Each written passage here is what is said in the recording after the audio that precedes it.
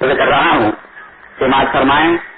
کبھی شعلہ کبھی شبنم ہنسی تقریر ہوتی ہے، کبھی شعلہ کبھی شبنم ہنسی تقریر ہوتی ہے، نبی کے باغیوں کے واسطے شمشیر ہوتی ہے۔ حضرت کی تقریر سے پہلے ہم نعرہ تکبیر اور رسالت سے استقبال کرنے اور اپنی بیداری کا ثبوت دیں۔ نعرہ تکبیر، نعرہ تکبیر، نعرہ رسالت، نعرہ رسالت، نعرہ رسالت۔ حضرت علامہ مولانا مجیب علی صاحب قبلہ۔ السلام علیکم ورحمۃ اللہ وبرکاتہ۔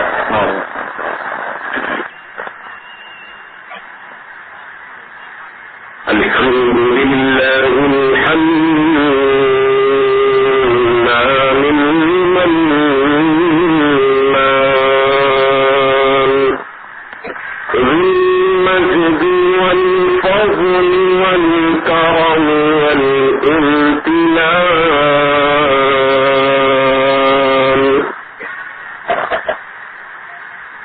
فاطر السماء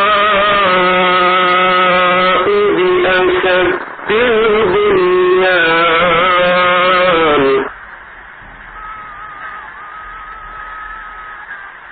الذي كل يوم وفي شأن خالق الإنس والجان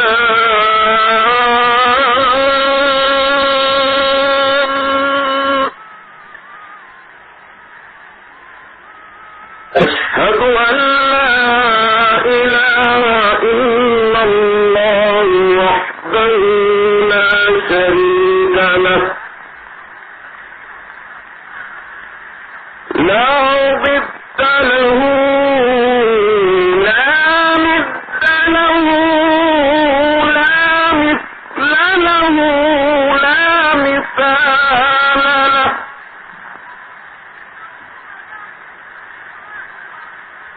لا شكل له لا جواب له لا نظير له لا وزير له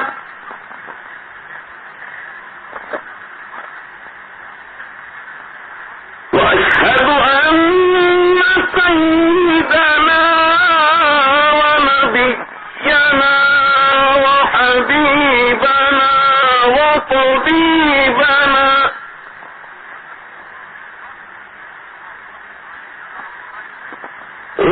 ووكيلنا وكفيلنا ورؤوفنا ورحيمنا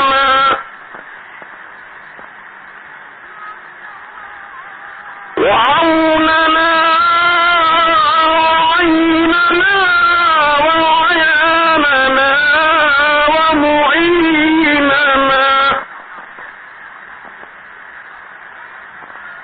وغوثنا وغيثنا وغياثنا ومضيفنا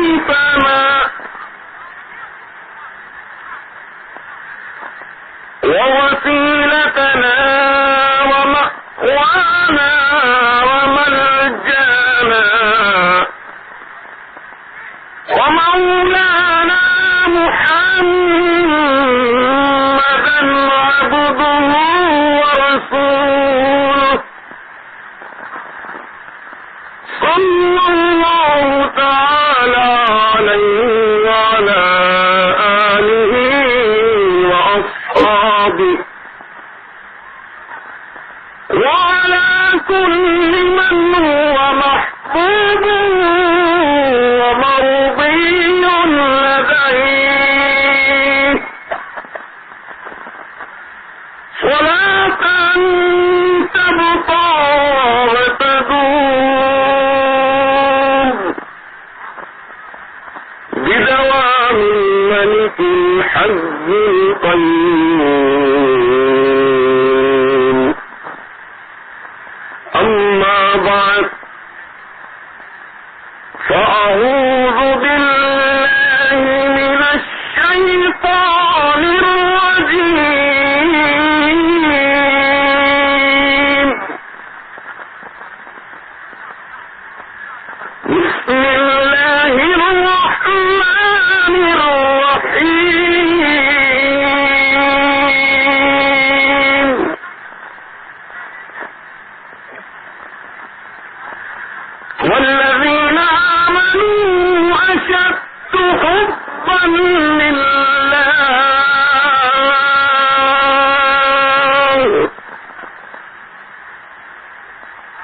صدق الله العظيم وبلغنا رسوله النبي الكريم ونحن على ما قال ربنا لمن الشاهدين والشاكرين والمطمئنين والموقنين والحمد لله رب العالمين وأفوض أمري إلى الله إن الله بصير بالعباد.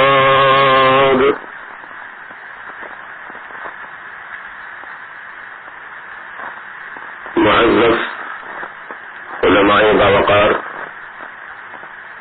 پیران طریقت، حجاج کرام، بانیان جلسہ، نوجوانان اہل سنت، بزرگان دین ملت، پردہ نشین خواتین اسلام، سب سے پہلے ہم اور آپ نہایت عقیدت اور محبت کے ساتھ، بھرپور وارفتگی کے ساتھ ہمارے اور آپ کے ساری کائنات کے آقا اور مولا مدنی دلہا تاجدار عرب و عجم صاحب لطف و کرم باعث تخلیق آدم و بنی آدم خلاصہ کائنات فخر موجودات صاحب الاولاد اللہ کے حبیب انبیاء کے خطیب زخم خوردہ انسانیت کے طبیب عرب کے سورج عجم کے چاند اللہ کے پیارے ٹوٹے ہوئے دلوں کے سہارے آقائے نامدار مدنی تاجدار سید ابرار احمد مختار محمد رسول اللہ صلی اللہ تعالی علیہ وآلہ وسلم کی بارگاہ بے کس پناہ میں جھوم جھوم کر نذران محبت پیش کیجیے. پڑھیے درود پاک. اللہم صل علی سیدنا و شفیعنا و نبینا و مولانا محمد کما تحب و ترضى بأن تصلی علیہ صلاة و سلام علیک یا سیدی یا حبیبی یا رسول اللہ.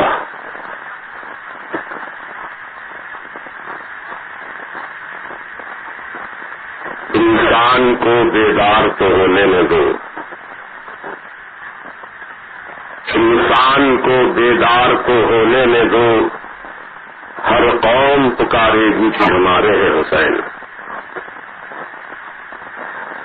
قتل حسین اصل میں مرگ یزید ہے، اسلام زندہ ہوتا ہے ہر کربلا کے بعد.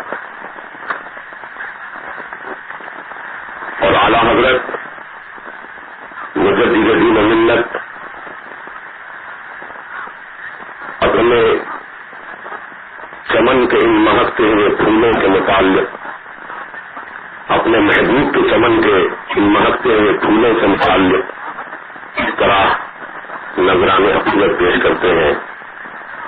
کیا بات رضا کس چمنستان کرم کی، کیا بات رضا کس چمنستان کرم کی، زہراء کلی جس کی حسین اور حسن پھولی. معزز سامعین کرام، ابھی ہمارے ناظم اجلاس حضرت علامہ نے آپ سے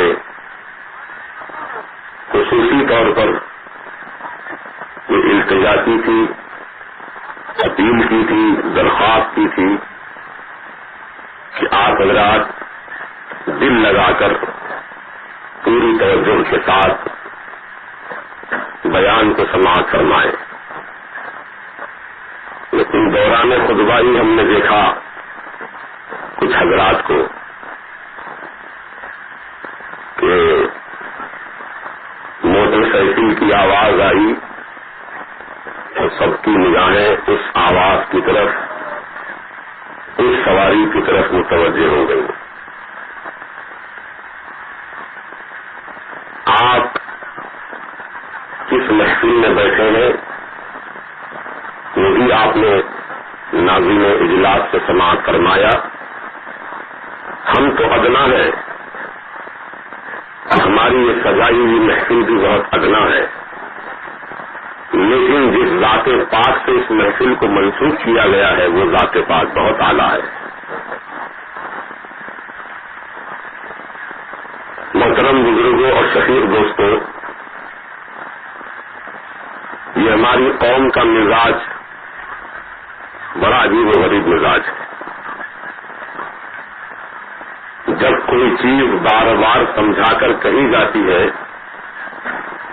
تو تفاہم اور توافل اسی بات میں زیادہ پایا جاتا ہے. میں ایک واقعہ پہلے عرض کر دوں آپ کے سامنے کہ ہمارے اکابر، ہمارے بزرگان دین اور خصوصاً صحابہ کرام جو اللہ کے پیارے حبیب صلی اللہ تعالی علیہ وسلم کے درے پاک کے پروردہ ہیں، جو میرے آقا کی نگاہ فیض سے جنہوں نے اپنی زندگیوں کو سنوارا، ان صحابہ کرام کی زندگیوں کی مثال میں آپ کے سامنے عرض کرتا ہوں. جب سیدنا امیر المومنین حضور عمر ابن خطاب رضی اللہ تعالی عنہ کی قیادت میں مسلمانوں کا لشکر جرار ایک مہم کے لیے روانہ ہوا، راستے میں ایک دیہات ایک گاؤں جس میں یہود و نصارہ کی آبادی تھی، ان کو پہلے سے یہ اطلاع مل چکی تھی کہ مسلمانوں کی جماعت، مسلمانوں کا لشکر ہمارے گاؤں کے بیچ میں سے جانے والا ہے، ہماری بستی پر سے جانے والا ہے. تو فوراً ان تمام گاؤں کے ذمہ داروں نے، راہبوں نے، پادریوں نے منصوبہ بنایا کہ کس طرح مسلمانوں کو ہم اپنے جال میں پھانس سکتے ہیں، کس طرح ان کے ہم ارادوں کو روک سکتے ہیں، ان کے عزائم کو ہم کس طرح چکنا چور کر سکتے ہیں. انہوں نے ایک منصوبہ بنایا اور اپنے گھروں کی بہو بیٹیوں کو بناؤ سنگار کرا کر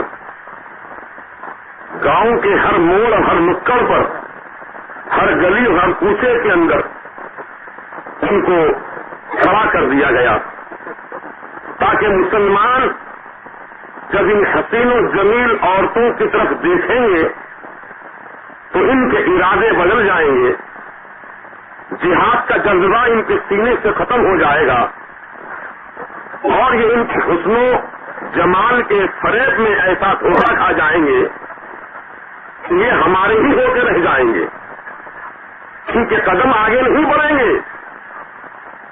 اس نیت کے مطابق انہوں نے منصوبہ اپنا پورا کیا اور جا بجا راستے میں اپنے گھر کی بہو بیٹیوں کو کھڑا کر دیا. وہ وقت آیا کہ امیر المومنین سیدنا عمر ابن خطاب رضی اللہ تعالی عنہ اپنے ساتھ مسلمانوں کا لشکر جرار لے کر گزر رہے ہیں. سارا کا سارا لشکر پورے گاؤں کی آبادی کے بیچ میں سے نظریں نیچی جھکا کر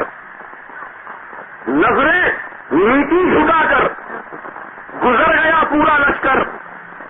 کسی مرد مومن نے، کسی مرد مجاہد نے کسی عورت کی طرف ہاتھ اٹھا کر نہیں دیکھا.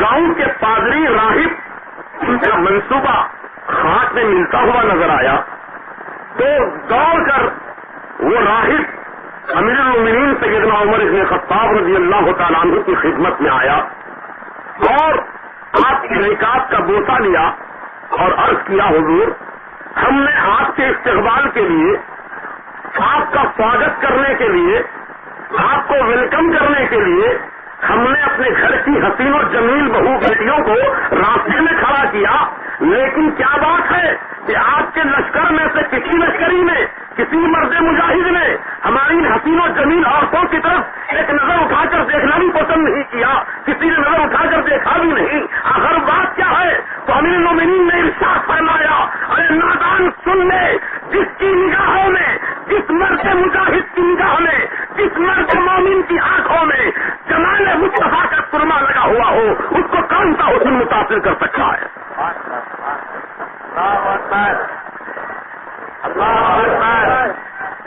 یا رسول اللہ، یا رسول اللہ، کون ہمارے سامنے اپنے حسن کا جال پھیلا کر ہم کو متاثر کر سکتا ہے؟ اور ہماری نگاہوں میں تو جمال مصطفیٰ بتا ہوا ہے صلی اللہ علیہ وسلم۔ محترم دوستو، یہ مزاج تھا ہمارے اکابر کا، یہ سیرت اور کردار تھا ہمارے اکابر بزرگوں کا۔ آج ہم ان کے جب نام لیوا ہیں، جب ہم ان سے محبت کا دم بھرتے ہیں، ان سے عقیدت کا رشتہ جوڑتے ہیں، تو کم از کم اپنے اندر تھوڑی بہت ان کی عادت و اطوار تو اپنانی چاہیے۔ یقیناً مسلمان تو وہی سچا مسلمان کہلاتا ہے جو اپنے بزرگوں کے نقش قدم پر چلتا رہے، ان کی تعلیمات پر عمل پیرا رہے، ان کی نقوش قدم کو مشعل راہ بنا کر زندگی گزارے۔ تو آج ہمارا مزاج کیا ہے؟ آج اگر کوئی آواز آتی ہے ہمارے کانوں میں تو ہم فوراً متوجہ ہو جاتے ہیں، کوئی گزرتا ہے راستے سے فوراً نظر اٹھا کر دیکھتے ہیں، ارے میاں تم یہاں ذکر اللہ سننے کے لیے آئے ہو، ذکر حبیب اللہ سننے کے لیے آئے ہو، ذکر سید الشہداء سننے کے لیے آئے ہو۔ اب لاکھ طوفان آ جائے، لاکھ زمانے میں انقلاب آ جائے، تمہاری نگاہ، تمہارا دل، تمہارا دماغ، تمہارا جسم، تمہاری روح اس ذکر پاک کی طرف منعطف ہونی چاہیے، اس ذکر پاک کی طرف لگی رہنی چاہیے جو ذکر سننے کے لیے محفل میں تم آئے۔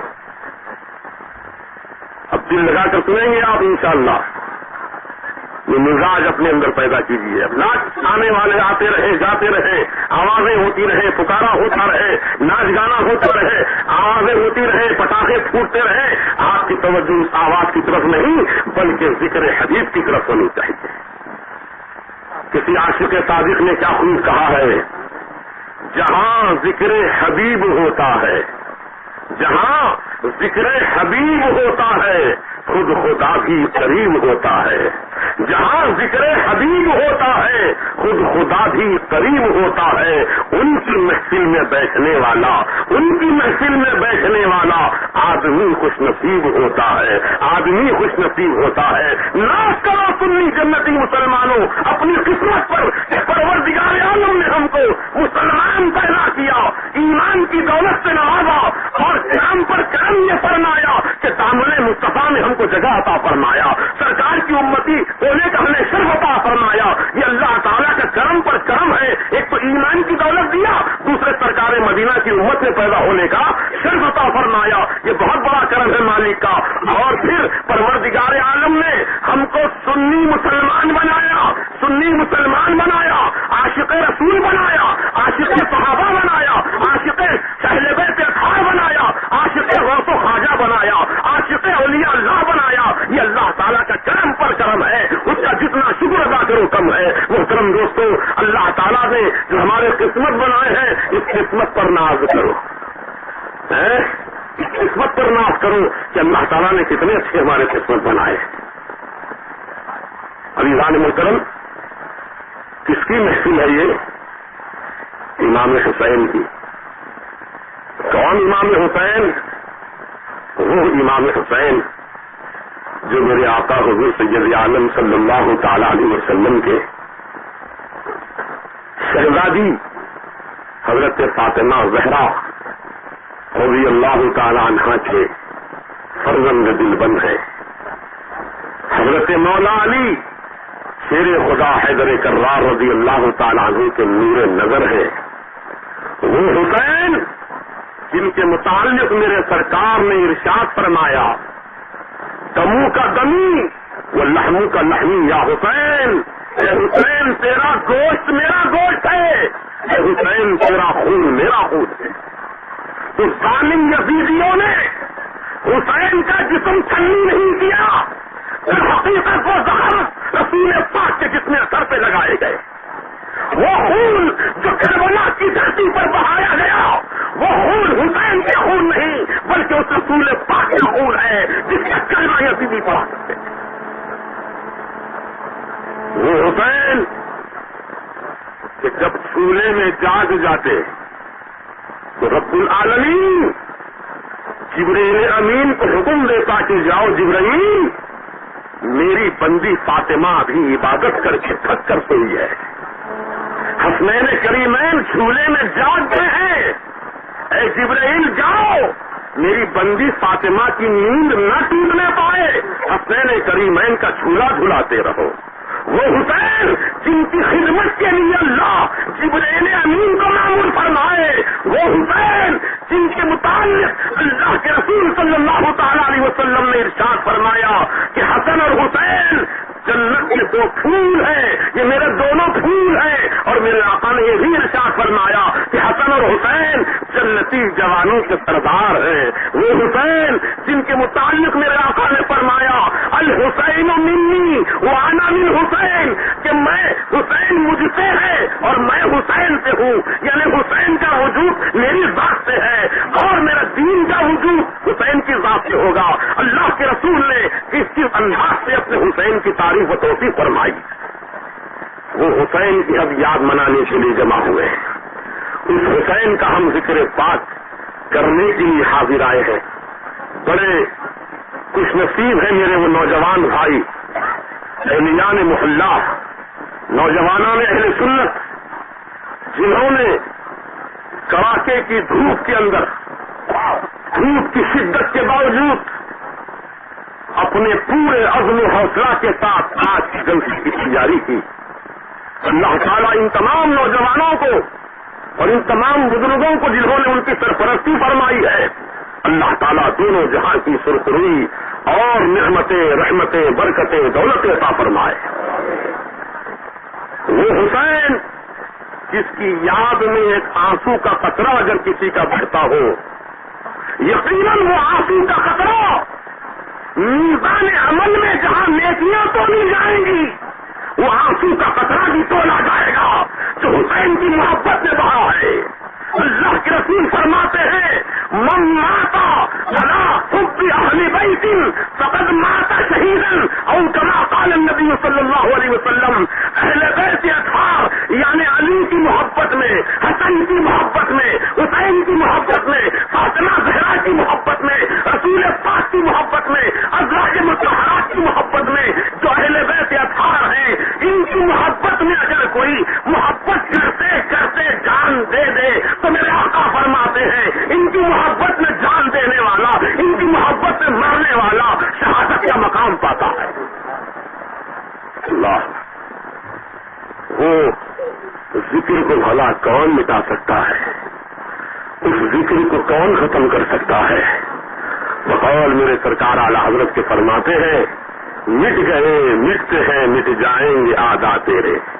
اے حسین مٹ گئے مٹتے ہیں مٹ جائیں گے آدھا تیرے، نہ مٹا ہے نہ مٹے گا کبھی چرچا تیرا، نہ مٹا ہے نہ مٹے گا کبھی چرچا تیرا.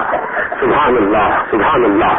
محترم دوستو، ہم اور آپ یقیناً بڑے خوش نصیب ہیں کہ اللہ تعالیٰ نے ہم کو اور آپ کو اس مبارک محفل میں آنے کی سعادت بخشی. ہمارے آپ کے نہ جانے کتنے رشتہ دار، کتنے عزیز، کتنے دوست احباب دنیا سے چل بسے آپ کے ساتھ تھے، اٹھتے تھے، بیٹھتے تھے، کھاتے تھے، پیتے تھے، زندگی آپ کے ساتھ گزارتے تھے، عبادت آپ کے ساتھ کرتے تھے، روزہ آپ کے ساتھ کھولتے تھے، ذکروں کی محفلوں میں شریک ہوا کرتے تھے. کتنے ایسے آپ کے رشتہ دار، دوست احباب، خاندان والے ہوں گے جو کل تک تو آپ کے ساتھ تھے لیکن آج وہ آپ کے ساتھ نہیں ہے، گزر گئے دنیا سے. کسی کی ماں کا انتقال ہو گیا، کسی کا باپ بچھڑ گیا، کسی کا بھائی دور ہو گیا، किसी की बहन बिछड़ गई। गर्ज ये खूनी रिश्तेदार जिनका रिश्ता बड़ा मजबूत और पाकीज़ा रिश्ता है, ऐसे रिश्तेदार भी दुनिया से गुजरे होंगे किसी के। एक बच्चा है जवान जो अपनी माँ से बिछड़ गया, यानी माँ उसकी इंतकाल कर गई, दुनिया से चल बसी। ये नौजवान बच्चा अपनी माँ की मोहब्बत में आंसू बहाता रहा, आंसू बहाता रहा, याद करता रहा, याद मनाता रहा, यहाँ तक कि एक दिन गुजरा, 2 दिन गुजरे, जियारत की फातिहा का वक्त आया, आंख से आंसू ही थम रहे हैं। नौजवान बराबर अपनी माँ का तस्वुर अपने ज़हन दिमाग में जमाया हुआ अपनी माँ की मोहब्बत में आंसू बहाता जा रहा है। ए विज़ान मुहतरम, अर्ज करता हूँ आपसे, वो नौजवान 3 दिन तक मुसलसल रोता रहा, 3 दिन तक मुसलसल अपनी माँ की याद मनाता रहा, लेकिन चौथा दिन जब आया तो कुछ याद में कमी आ गई, आंसुओं का बहना कुछ रुक गया, और कभी कभी गाहे माहे याद आ जाया करती थी, कभी कभी गाहे माहे चलते चलते याद आ जाया करती थी। 5 दिन गुजरे, कुछ याद और कम हो गई, 1 हफ्ता गुजरा, कुछ और याद कम हो गई, 1 महीना गुजरा, कुछ और याद कम हो गई, साल गुजरा, कुछ और याद कम हो गई, 2 साल गुजरे, कुछ और यादें कम हो गई। रस्ते जैसा जैसा जमाना गुजरता जाता है, माँ बाप की यादें ज़हनो दिमाग से दूर होती जाती हैं, मिटती जाती हैं। चुनांचे आज मैं इस पूरे मजमे से अगर ये सवाल करूं, ये बताइए कि आपके दादा के दादा का नाम क्या था? आप नहीं बता पाएंगे। बहुत से लोग नहीं बता पाएंगे कि आपके दादा का नाम क्या था, उनके दादा के वालदा का नाम क्या था, आपको नहीं मालूम, क्योंकि कोई उनकी याद करने वाला नहीं है, कोई उनका जिक्र करने वाला नहीं है। आप अपने वालिद को जरूर याद करते होंगे, अपने दादा जान तक याद बनाते होंगे, लेकिन उससे आगे का सिलसिला आपको नहीं मालूम, कौन आपके दादा परदादा थे, सकल दादा थे, सकल दादा थे, आपको इल्म नहीं है। अज़ीज़ान मुहतरम, याद मनाई जाए तो उनकी याद बाकी रहती है, और जब याद का सिलसिला खत्म हो जाता है तो उनकी यादें भी दुनिया से मिटा दी जाती हैं, यादें भी खत्म हो जाती हैं। तो अर्ज करना ये चाहता हूँ कि कितने अजीज रिश्तेदार आपकी हमारी दुनिया में थे और आज नहीं है, लेकिन उनकी याद किसी की 1 साल मनाई गई, किसी की 2 साल तक याद मनाई गई, किसी की 5 साल तक याद मनाई गई, किसी की 10 साल तक याद मनाई गई। जैसा जैसा जमाना गुजरता गया, यादों का सिलसिला भी टूटता गया, यादों का सिलसिला भी खत्म होता गया। लेकिन इंसाफ की बुनियाद पर बताओ, ऐ गुलामान हुसैन, ऐ गुलामान रसूल, ऐ गुलामान गौस ख्वाजा, इंसाफ की बुनियाद पर मुझे बताओ, इमाम हुसैन को दुनिया से पर्दा किए हुए कितने 100 साल का जमाना गुजर गया, मेरे सरकार को दुनिया से पर्दा फरमाए हुए कितने 100 साल का जमाना गुजर गया, गौस ख्वाजा को दुनिया से गुजरे हुए सैकड़ों साल का जमाना गुजर गया। लेकिन खुदा की कसम, वहदहू ला शरीक की कसम, अजमत काबा की कसम, अजमत कुरान की कसम, रब्बे काबा की कसम, आज तक मुसलमानों के दिल में रसूल पाक की याद की बाकी है, हुसैन पाक की याद की बाकी है, गौस ख्वाजा की याद की बाकी है। जमाना गुजरता रहेगा और इम्तिदाद जमाना के लोग शिकार होते जाएंगे, लेकिन इन पाकीज़ा यादों को न कोई मिटा सका है, न कोई मिटा सकेगा, न कोई खत्म किया है, न कोई खत्म कर सकेगा, न मिटा है, न मिटेगा कभी चर्चा तेरा। वाह क्या मर्तबा है गौस बाला तेरा, वाह क्या मर्तबा है ख्वाजा आजम तेरा, वाह क्या मर्तबा है हुसैन पाक तेरा। यकीनन उनके मर्तबे को अल्लाह ताला ने इतना बुलंद किया है, उनकी यादों को इतना कायम फरमा दिया है कि दुनिया का कोई सूरमा, कोई ताकतवर उनकी यादों को मिटा नहीं सकता। मिटाने वाला खुद मिट जाएगा, लेकिन हुसैन पाक की याद बाकी रहेगी।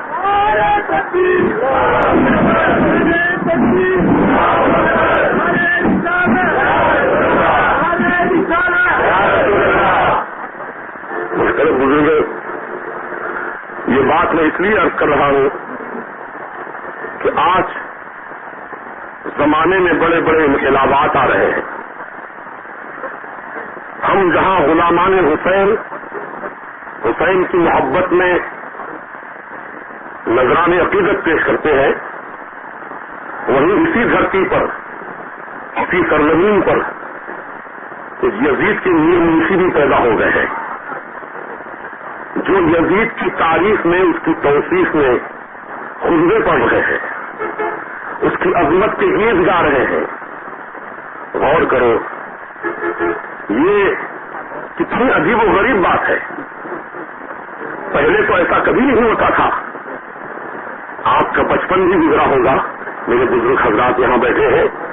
آپ کے بچپن میں کیا کبھی کسی کی زبان سے یا کسی مرتد کی زبان سے, کسی دشمن خدا دشمن رسول کی زبان سے یزید کی تاریخ سنی آپ نے؟ ارے دشمنان خدا اور دشمنان رسول یعنی غیر مسلم بھی حسین پاک کی محبت میں آنسو بہاتے ہوئے نظر آئے, ان کی محبت میں خراج عقیدت پیش کرتے ہوئے نظر آئے, اپنے کو اپنے غیر بھی ان کو اپنا اپنا کہتے ہوئے نظر آئے, ان کی محبت میں نذران محبت پیش کرتے ہوئے نظر آئے, ان کی محبت میں آنکھ سے آنسو بہاتے ہوئے نظر آئے. لیکن آج 50 60 سال 70 سال کے بعد یہ انقلاب دنیا کے اندر ہم دیکھ رہے ہیں کہ کل تک جہاں یزید کا کوئی نام لینے والا, اس کی تعریف کرنے والا نہیں تھا, آج 60-70 سال کے اندر اندر یہ انقلاب آ گیا کہ یزید کی تعریف کرنے والے بھی پیدا ہو گئے دنیا کے اندر. یزید کی تعریف کرنے والے بھی دنیا میں مل جائیں گے آپ کو. محترم دوستو, یہ آخر کیوں ہو رہا ہے؟ اس کی وجہ کیا ہے؟ اس کی وجہ یہ ہے کہ دشمنان اسلام یہ دیکھتے ہیں کہ مسلمانوں کے دل میں رسول کی اور آل رسول کی محبت کتنی باقی ہے, کتنی محبت آپ کے دل میں باقی ہے. وہ آپ کو چھیڑنے کے لیے, آپ کے ایمانی حرارت کو ٹٹولنے کے لیے, آپ کے ایمانی جذبے کو دیکھنے کے لیے ایسے حربے چھوڑتے ہیں. اور یہ تمام آوازیں اٹھانے والے یا اسی تحریریں لکھنے والے یقیناً یہ زر خرید غلام ہیں جو اپنے آقاؤں کے اشارے پر اس طرح کی دریدہ ذہنی کرتے ہیں یا اس طریقے کی کتابیں لکھتے ہیں یا پوسٹر شائع کرتے ہیں یا پامفلیٹ شائع کرتے ہیں جس میں غلامان حسین کے دل کو دکھ پہنچانا مقصد ہوتا ہے, حسین پاک کی شان میں گستاخی کرنا مقصد ہوتا ہے. پھر یہ دیکھتے ہیں کہ مسلمان اس کا ریئیکشن کیا کرتے ہیں, رد عمل کیا کرتے ہیں. یہ دیکھنے کے لیے اس قسم کے حربے استعمال کیے جاتے ہیں. آپ نے دیکھا ایک زمانہ وہ تھا جہاں اللہ اور رسول کی تاریخ میں بے شمار سیرت کی کتابیں لکھی گئیں, انگریزوں نے بھی لکھی, بڑے بڑے مفکروں نے لکھی, دانشوروں نے لکھی.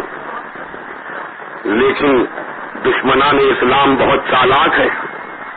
سلمان رشدی جیسے ناپاک ملعون کو انہوں نے خریدا, برطانیہ کی سرزمین پر اس کے ہاتھوں سے کتاب لکھوائی جس کا نام رکھا شیطانی کلمات. آپ جانتے ہیں زیادہ دن کی بات نہیں ہے, شیطانی کلمات کتاب لکھی گئی اور پھر اس کتاب کی دنیا میں پھیلنے کے بعد مسلمانوں کا رد عمل ریئیکشن معلوم کیا گیا کہ مسلمانوں کے دل میں رسول کی اور قرآن کی اور صاحب قرآن کی اہل بیت اطہار کی کتنی محبت ہے.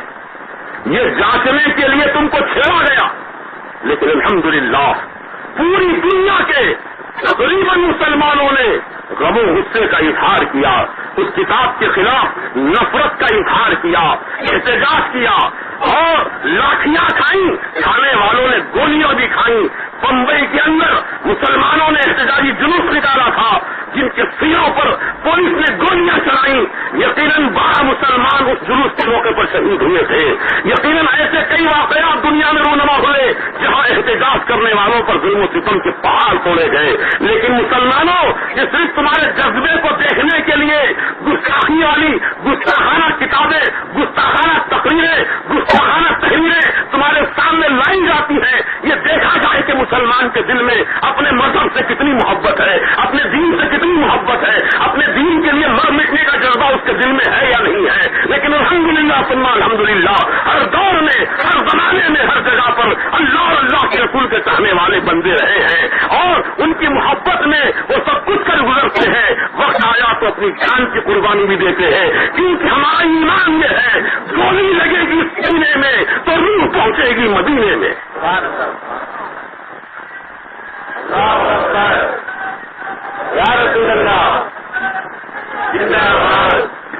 محترم بزرگوں اور شفیق نوجوان دوستوں, اپنے ایمانی جذبے میں کبھی بھی کمی نہ آنے دینا. جب کوئی یزیدی ناپکار امام حسین کی شان میں گستاخانہ الفاظ استعمال کرے, کوئی یزیدی ناپکار یزید کی تعریف میں خطبہ پڑھے تو تم پہلے سے زیادہ بڑے پیمانے پر امام حسین کی شان میں جلسہ منا کر یہ ثابت کر دو کہ اے یزیدیو، تمہاری بندر بھپکیوں سے ہم ڈرنے والے نہیں ہیں، تمہاری ان بندر بھپکیوں سے ہم مرعوب ہونے والے نہیں ہیں، اگر تم ہمیں چھیڑتے ہو تو پھر ہمیں تم کو چھوڑیں گے نہیں، کیونکہ ہمارا اصول یہ ہے کہ ہم کسی کو نہیں چھیڑتے، اگر کوئی ہم کو چھیڑے تو اسے ہم چھوڑیں گے نہیں۔ عزیزان محترم، چونکہ مسلمان اپنے دین اور مذہب کو اپنے جان سے زیادہ چاہتا ہے نا، اپنے دین اور مذہب کو اپنی جان سے زیادہ چاہتا ہے، ہونا بھی یہی چاہیے۔ امام حسین رضی اللہ تعالیٰ عنہ کا کردار بھی یہی بتا رہا ہے، آپ کی سیرت بھی یہی بتا رہی ہے کہ حسین کو اپنی جان پیاری نہیں تھی بلکہ اپنے نانا جان کا دین پیارا تھا، حسین کو اپنی اولاد پیاری نہیں تھی بلکہ شریعت مصطفیٰ پیاری تھی، حسین پاک کو اپنے اہل و عیال پیارے نہیں تھے، دین کے اصول پیارے تھے، شریعت کے قوانین پیارے تھے۔ ارے یزید ملعون ان شرعی قوانین کو جب وہ توڑ رہا تھا، اللہ تعالیٰ کے قانون کو مست کر رہا تھا اور دین محمدی میں مداخلت کر رہا تھا تو رگے حسین پھڑک اٹھی، کیونکہ حسین کی رگوں میں رسول پاک کا خون دوڑ رہا تھا، حسین پاک کی طرح اٹھے اور فرمایا کہ یزید نابکار، یہ تو کیا کر رہا ہے؟ ارے میرے نانا جان کی تو شریعت کا مذاق اڑا رہا ہے، دیکھ لے، سن لے کان کھول کر، حسین اپنا سب کچھ کٹانے کے لیے تیار ہے، اپنا سب کچھ قربان کرنے کے لیے تیار ہے، لیکن میرے نانا جان کی شریعت کا ایک چھوٹا سا اصول بھی کٹتا ہوا میں گوارا نہیں کر سکتا۔ یقیناً آپ نے کربلا کے میدان میں یہی ثابت کر کے دکھا دیا کہ حسین سب کچھ برداشت کر سکتا ہے لیکن دین محمدی میں مداخلت برداشت نہیں کر سکتا۔ اے حسین کے کہنے والوں، تمہارے اندر بھی یہی مزاج ہونا چاہیے، تمہارے اندر بھی یہی جذبہ خیر ہونا چاہیے، یہی تو مقصد ہے جلسے منانے کا، ہماری ایمانی حرارت کی لو کو اور تیز کیا جائے۔ یہ چنگاری جو ہمارے سینوں میں عشق رسول کی، عشق اہل بیت اطہار کی، عشق امام حسین کی جو چھوٹی سی چنگاری ہمارے سینوں میں جل رہی ہے، یہ چنگاری نہ رہے بلکہ عشق و محبت میں یہ چنگاری شعلہ جوالا بن جائے اور باطل کے ہر خرمن کو جلا کر خاکستر کر دے۔ ایسا جذبہ ہر مسلمان کے سینے میں ہونا چاہیے۔ اللہ تعالی ہم سب کو توفیق رفیق عطا فرمائے، ایمان کی جان کی عزت کی سلامتی کے ساتھ دارین کی نعمتوں برکتوں سے رحمتوں سے مالا مال فرمائے۔ محترم دوستو، اب آئیے اصل موضوع کی طرف آپ کی توجہات کو لے چلوں۔ شہادت کے لغوی معنی کیا ہے اور اصطلاح شریعت میں شہید کسے کہا جاتا ہے، مختصر طور پر تعریف کرتا ہوا انشاءاللہ آگے کی طرف آپ کی توجہات کو لے چلوں۔ شہادت کے لغوی معنی ہے گواہی دینا، گواہی دینا۔ دوسرا کلمہ شہادت، دوم کلمہ شہادت اور اول کلمہ طیب۔ پہلا کلمہ جو ہے وہ پاکی کا ہے اور دوسرا کلمہ شہادت کا یعنی گواہی کا ہے۔ آئیے ذرا کلمے سے متعلق بھی بیان کر دوں کیونکہ اہل سلسلہ کی محفل ہے، خواص لوگ بیٹھے ہیں۔ الحمدللہ ثم الحمدللہ، اللہ تعالیٰ آپ سب کی نسبت کو، ہم سب کی نسبت کو قائم و دائم رکھے۔ کسی نہ کسی بزرگ کے دامن سے آپ وابستہ ہیں، یہ بڑی خوشی کی بات ہے۔ میں ان کا دامن تھام کر مطمئن ہوں، اس لیے میں ان کا دامن تھام کر مطمئن ہوں، اس لیے کہ قافلے کی پوچھ ہوگی قافلہ سالار سے، قافلے کی پوچھ ہوگی قافلہ سالار سے۔ میری صورت پر نہ جا، میری صورت پر نہ جا، میرے گناہوں کو نہ دیکھ، میری صورت پر نہ جا، میرے گناہوں کو نہ دیکھ۔ میں تو اچھا نہیں لیکن اچھوں سے ہے نسبت میری، لیکن اچھوں سے ہے نسبت میری۔ تو یہ نسبت والوں کی محفل ہے، آئیے کچھ نسبت کی بھی بات آپ کے سامنے بیان کر دوں۔ پہلا کلمہ پاکی کا، اول کلمہ طیب۔ بھائی میں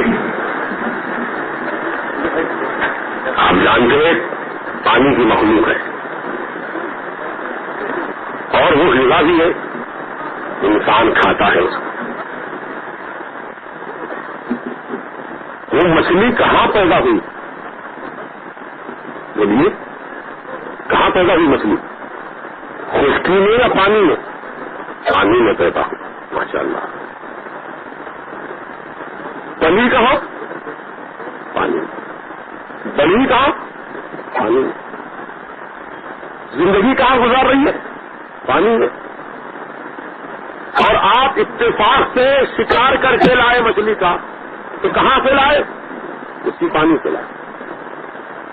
اور پانی سے لا کر پھر آپ نے ویسے ہی پکا دیا اس کو؟ نہیں. صرف پانی ہی سے آپ نے اس کو صاف کیا، پاک کیا. بات وہی آ گئی. آپ کو کیا کہنا چاہتا ہوں؟ مچھلی کی پیدائش پانی میں ہوئی، وہی پلی، وہی بڑی، وہی زندگی گزاری، اور اسی پانی میں سے پکڑ کر لائی گئی، گھر لائی گئی کھانے کی نیت سے. تو آپ اس کو ویسے ہی نہیں پکا دیتے، بلکہ اس کو پھر پانی ہی سے صاف کرتے ہیں، دھوتے ہیں، صاف کرتے ہیں. اس مثال کو ذہن میں رکھیے. ہم آپ سارے انسان اگر اپنی حیت ترکیبی پر غور کریں، یعنی اللہ تعالیٰ نے جو ہمارا مجسم بنایا ہے، ہمارے اندر پہلا کلمہ یعنی اول کلمہ طیب لا الہ الا اللہ محمد رسول اللہ، یہ لکھا ہوا ہے ہر انسان کے اندر. یہ جو گلے کی ہڈیاں ہیں یہ لا الہ الا اللہ کی ترکیب پر ہے، اور ادھر سے سیدھی جانب کی جو ہڈیاں ہیں یہ محمد رسول اللہ کی ترکیب پر ہے. یہ تحقیق شدہ بات ہے. اس کا باضابطہ ایکسرے مشین کے ذریعے مطالعہ اور غور و فکر کیا گیا تو علانیہ یہ لا الہ الا اللہ اور یہ محمد رسول اللہ یہ لکھا ہوا ہے ہر انسان میں. یعنی گویا انسان کی بنیاد کائے پر ہے؟ کلمہ طیبہ پر ہے. پیدا کہاں ہوئے ہم؟ کلمہ طیبہ ہی میں پیدا ہوئے، کلمہ طیبہ ہی میں ہم پرورش پائے، کلمہ طیبہ ہی میں ہم بڑھے، کلمہ طیبہ کے ساتھ ہی ہم زندگی گزار رہے ہیں. لیکن افسوس صد افسوس ہم کو نہیں معلوم کہ کلمہ طیبہ کی حقیقت کیا ہے، اور پہلا کلمہ پاکی کا جو کہا گیا کیوں کہا گیا. ہم کلمے میں بنے، ہم کلمے میں بڑے، کلمے میں پرورش پائے، لیکن ہم کو نہیں معلوم کلمے کی حقیقت. تو بزرگوں کا دامن تھامنے میں یہی تو فائدہ ہوتا ہے کہ بزرگان دین، پیران طریقت یہی بات کی تو تعلیم ہم کو سکھاتے ہیں کہ انسان من عرف نفسہ فقد عرف ربہ، کہ جس نے اپنے آپ کو پہچانا اس نے اپنے رب کو پہچانا. اپنے آپ کو پہچان کر پہچانت آپ کی اور جان کی، تب پہچانت ہو تجھے سبحان کی. تو پہلا کلمہ پاکی کا اس کا لقب ہی یہی ہے. پہلا کلمہ پاکی کا. تو جس طرح مچھلی پانی میں رہی، پانی میں پلی، پانی میں بڑھی، لیکن کھانے کے قابل اسی وقت ہوتی ہے جبکہ اسی پانی سے پھر اس کو پاک کر لیا جائے. اگرچہ کہ ہم کلمے میں پڑے، کلمے میں پیدا ہوئے، کلمے کے ساتھ ہیں، لیکن ہم جب تک کلمے سے پاکی حاصل نہیں کریں گے اس وقت ہم پاک نہیں ہو سکتے. کلمے سے پاکی کیسے ملتی ہے وہ پیرانے طریقے سے آپ پوچھیے. بس یہ بات میں کہہ کر گزر جاتا ہوں. پہلا کلمہ پاکی کا، دوسرا کلمہ گواہی کا. اب آئیے توجہ پھر بٹ رہی ہے آپ کی صرف بھول گئے آپ، وقت گزر گیا نا تھوڑا، بات ذہن سے نکل گئی.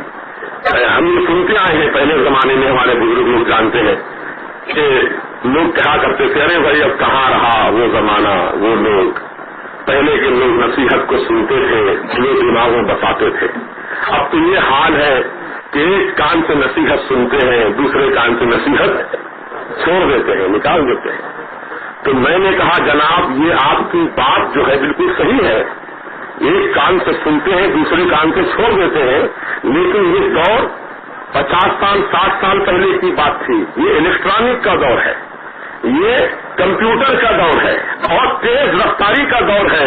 اب اتنی فرصت بھی کہاں ہے انسانوں کو کہ ایک کان سے نصیحت سن کر دوسرے کان سے نکالیں. نہیں اتنا بھی ٹائم نہیں ہے، بلکہ جس کان سے نصیحت سنتے ہیں اسی کان سے باہر نکال دیتے ہیں. ایسے ہی چل رہا ہے. اللہ توفیق دے ہم کو کہ ہم کانوں سے نصیحت کی بات سنیں اور دل کی دنیا میں اس کو آباد کریں. اللہ تعالیٰ ہم سب کو اس قابل بنا دے. تو میں عرض کر رہا تھا شہادت کی لغوی معنی گواہی دینا. شہید گواہی دینے والا. شہید کے معنی گواہی دینے والا.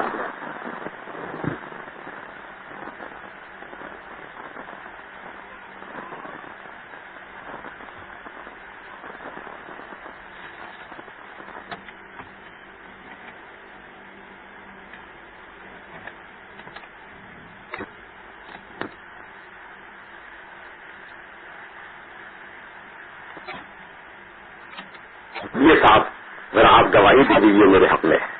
یہ واقعہ یہ ہے، بات یہ ہے. آپ گواہی دے دیجیے جج کے سامنے. گواہی دیتے ہیں آپ؟ دیتے ہیں نا؟ دیتے ہیں. تو جج آپ سے ایک سوال کرتا ہے، تم جو گواہی دے رہے ہو کیا تم نے دیکھ کر گواہی دی؟ آئی وٹنس ہو تم؟ اگر آپ یہ کہہ دیں کہ ہاں صاحب یہ میری نگاہوں سے میں نے دیکھا ہے، یہ میری آنکھوں کے سامنے کا واقعہ ہے، میں گواہ ہوں اس بات کا، تو وہ گواہ قابل معتبر، وہ گواہ قابل اعتبار، وہ گواہ صحیح جو دیکھ کر گواہی دے اور جو سنی سنائی گواہی دے. جج کے سامنے اگر کوئی آدمی یہ کہے کہ صاحب میں نے دیکھا تو نہیں لیکن سنا ہے،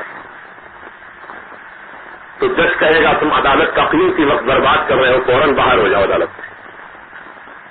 یہاں سنی ہوئی گواہوں کی بھی قدر نہیں ہوتی، دیکھی ہوئی گواہی کی قدر ہوتی ہے. لاؤ گواہ، دیکھا ہوا ہو تو بیان کرو. تو بلا تشبیہ بلا تمثیل چاند کی رویت کے مارے میں ایسا ہی مسئلہ ہے.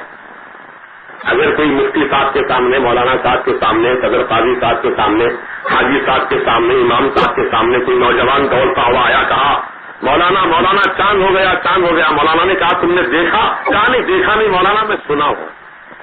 تو مولانا کہیں گے ارے بھائی یہ گواہی سنی ہوئی ہے، ہم نہیں مانیں گے. دیکھنے والا سے ہو تو آؤ سامنے بیان کرو. تو معلوم یہ ہوا کہ دیکھنے کی بنیاد پر گواہی سچی مانی جاتی ہے، اسی کو صحیح گواہ کہتے ہیں. تو شہید یعنی اللہ کی راہ میں جان قربان کرنے والا. اس کو شہید کیوں کہا گیا؟ اس مرتبے کو شہادت کا مرتبہ کیوں کہا گیا؟ کیا وجہ ہے اس کی؟ تو سنو ایمان والوں، جب مرد مومن اللہ کے لیے، اللہ کے دین کے لیے، شریعت کے تحفظ کے لیے، قرآن کی عظمت کو بچانے کے لیے، کعبے کے جاہ و جلال کو بچانے کے لیے، گنبد خضرا کے جمال کو بچانے کے لیے، ملت اسلامیہ کی تقدیر کو بچانے کے لیے، جب کوئی مرد مومن اللہ کی راہ میں لڑتا ہوا جان قربان کرتا ہے، تو جب اس کی جان نکلتی ہے، اس کے گردن پر خنجر چلتا ہے، اس کے گردن پر تلوار چلتے ہیں، اس کے جسم پر جب نیزوں کے زخم لگتے ہیں، تیروں کی بوچھاروں سے اس کا جسم جب چھلنی ہوتا ہے، تو اس وقت اس کی نگاہوں کے سامنے اللہ کے رسول کا جلوہ ہوتا ہے، اور اللہ رسول کو دیکھنا ہوا وہ شہید اپنی جان قربان کرتا ہے. اسی لیے اس کو شہید کہا گیا. کیا کہا گیا؟ شہید. یہ دیکھ کر گواہی دے رہا ہے اشہد ان لا الہ الا اللہ واشہد ان محمدا عبدہ ورسولہ صلی اللہ تعالی علیہ وسلم. تو محترم بزرگوں، یہ یاد رکھیے شہید کا مقام بہت بلند ہے، شہید کا مقام بہت اونچا ہے. اور شہید کے درجے کے تعلق سے اس بات میں آپ سے عرض کر دوں، حضور سید عالم صلی اللہ تعالی علیہ وسلم ارشاد فرماتے ہیں میرے آقا کہ جب جنت میں شہیدوں کو اللہ تعالیٰ اعلیٰ انعام و اکرام سے نوازے گا اور اعلیٰ ترین محلات اور اعلیٰ ترین نعمتیں ان کے حصے میں مقرر فرما دے گا. پھر ان سے دریافت فرمایا جائے گا اے شہیدوں میری جنت میں کس طرح سے تم ہو, کیسی کیسی نعمتیں تم کو مل رہی ہیں, کیا کچھ کمی تو نہیں ہے کسی بات کی؟ تو شہیدان اسلام عرض کریں گے مولا ہم تیری نعمتوں کی ناشکری تو نہیں کرتے, اے پروردگار جنت میں تیری ہر قسم کی نعمت موجود ہے, لیکن مولا جنت میں صرف ایک بات کی کمی ہے. کہے گا اللہ تعالیٰ فرمائے گا کیا ہے کمی میرے جنت میں؟ تو اللہ کے وہ نیک بندے وہ شہید بندے عرض کریں گے مولا تیری جنت میں سب کچھ ہے میرے مالک, لیکن تیری جنت میں جہاد کا میدان نہیں ہے, دشمن کی تلوار نہیں ہے. ہم یہ چاہتے ہیں کہ دنیا میں تو ہم کو پھر سے بھیج دے تاکہ پھر میدان جہاد میں ہم جائیں, پھر ہماری گردن پر وار ہو, ہماری گردن کٹے. کیونکہ میرے مولا جس وقت ہماری گردن کٹتی ہے خون کا قطرہ پہلا زمین کی طرف چلتا ہے, اے اللہ تیرے اور تیرے محبوب سے جب جلوہ ہم کو نصیب ہوتا ہے اس جلوے کی لذت میرے مالک اتنی اعلیٰ ہے کہ ہم جنت کی نعمتوں میں وہ لذت نہیں پا رہے ہیں. وہ مقام ہے شہید کا, احساس نہیں ہوتا اس کو زخم لگنے کا, تکلیف نہیں ہوتی اس کو خون بہنے کا. کیوں نہیں ہوتی؟ کیوں احساس نہیں ہوتا؟ حالانکہ آپ کے جسم میں ڈاکٹر انجیکشن لگا دے آپ کو احساس ہوتا ہے کہ سوئی اندر گئی ہے, تکلیف ہوتی ہے. چھوٹے بچے کو اگر انجیکشن دیا جائے تو اس تکلیف سے بلبلا اٹھتا ہے, روتا ہے. مرد آدمی بڑا آدمی صبر کر لیتا ہے ہمت سے اور تکلیف کو برداشت کر لیتا ہے, لیکن چھوٹے بچے تو روتے ہیں کہ سوئی لگ گئی. زخم پر نشتر اگر ڈاکٹر لگا دے بلبلا اٹھتا ہے انسان, تکلیف سے رو اٹھتا ہے انسان. جسم کا پھٹنا خون کا بہنا تکلیف کا باعث ہے, تکلیف شروع ہوتی ہے, یقیناً تکلیف ہوتی ہے, لیکن شہید کو تکلیف نہیں ہوتی. اللہ کی راہ میں جس کا جسم کٹتا ہے اس کو تکلیف نہیں ہوتی, جس کا خون اللہ کی راہ میں بہتا ہے اس کو تکلیف نہیں ہوتی. کیوں تکلیف نہیں ہوتی؟ اس کی کیا وجہ ہے؟ تو سنو مسلمانوں, بات دراصل یہ ہے کہ جب حضرت کی بیوی زلیخا اللہ نبی جینا علیہ الصلوۃ والسلام نے جب حضرت یوسف علیہ السلام پر عاشق ہو گئی اور ان کی دیوانی ہو گئی تو مصر کی عورتوں نے تانا مارا تھا کہ اے زلیخا تو عاشق ہوئی نہیں ہوئی, ایسے کی عاشق ہوئی جو غلام ہے زر خرید غلام ہے. یوسف خریدا گیا ہے بازار میں غلامی کے طور پر, تو ایسے غلام کی تو عاشق ہوئی ہے. بڑے افسوس کی بات ہے, تیری عقل پر کیا ہو گیا؟ مصر کی عورتوں نے تانا مارا بی بی زلیخا پر تو کہا اے مصر کی عورتوں تم کیا جانتی ہو میرے یوسف کی حقیقت کو؟ اگر دیکھنا ہو تو آؤ میں تم کو دکھاؤں یوسف کا جلوہ کیا ہے. یوسف کا جلوہ کیسا جلوہ ہے؟ اللہ اکبر. ایک دن بڑے دربار میں پوری مصر کی معزز خواتین کو بی بی زلیخا نے مدعو کیا, بلایا ان کو دعوت دے کر. قرآن پاک میں اس کا ذکر ہے. ان کے ہاتھوں میں ایک ایک پھل فروٹ دے دیا گیا. ایک نیمبو تھا, ایک روایت میں ایک تھا, اللہ عالم بھی تھا, بہرحال پھل تھا. وہ پھل ان کے ہاتھوں میں دے دیے گئے اور ایک ایک چھری دے دی گئی, چاقو دے دی گئی. اور بی بی زلیخا نے ان سے فرمایا کہ دیکھو جب یوسف علیہ السلام حجرے کے اندر سے تمہارے سامنے جب آئیں گے تو تم اس وقت اپنے اپنے پھلوں کو فروٹ کو کاٹنا چھری سے. ہاں ٹھیک ہے ہم ایسے ہی کریں گے. حضرت یوسف علیہ السلام تشریف لائے ان عورتوں کے سامنے. ایسے آئے ایک نقاب چہرے پر, دوسرا نقاب چہرے پر, تیسرا نقاب چہرے پر, جملہ 7 پردے تھے چہرے کے اوپر, 7 غلاف تھے چہرے کے اوپر, 7 پردے تھے چہرے کے اوپر. اللہ اکبر. ان 7 پردوں کے اندر سے 7 غلافوں کے اندر سے یوسف علیہ السلام کا حسن ایسا چمک رہا تھا کہ مصر کی عورتوں نے جب یوسف علیہ السلام کا حسن پردے کے اندر سے دیکھا تو بجائے چھری پھلوں پر چلانے کے انگلیوں پر ہاتھوں پر چھری چلا لی, ہاتھ کٹے, خون بہا, لیکن ان کو احساس نہیں ہوا. اللہ تعالیٰ اس کیفیت کو قرآن میں اس طرح بیان فرماتا ہے وَقَطَّعْنَا أَيْدِيَهُنَّ وَقُلْنَ حَاشَ لِلَّهِ مَا هَذَا بَشَرًا مصر کی عورتوں نے اپنے ہاتھوں پر چھری چلائی، اپنے ہاتھوں کو کاٹ لیے اور یوسف علیہ السلام کو دیکھتے ہی رہ گئی اور دیکھتے دیکھتے کہنے لگی وَقُلْنَا حَاشَ لِلَّهِ، قسم خدا کی، قسم وحدہ لا شریک کی، یہ کوئی انسان نہیں معلوم ہوتا بلکہ مقدس فرشتہ معلوم ہوتا ہے جس کا ایسا حسن ہے، اس پردوں کے اندر سے جب یہ کیفیت ہے تو بے پردہ اس کے حسن کا عالم کیا ہوگا۔ اور یوسف علیہ السلام کا حسن ہمارے سرکار کی حسن کا ایک چھوٹا سا حصہ ہے۔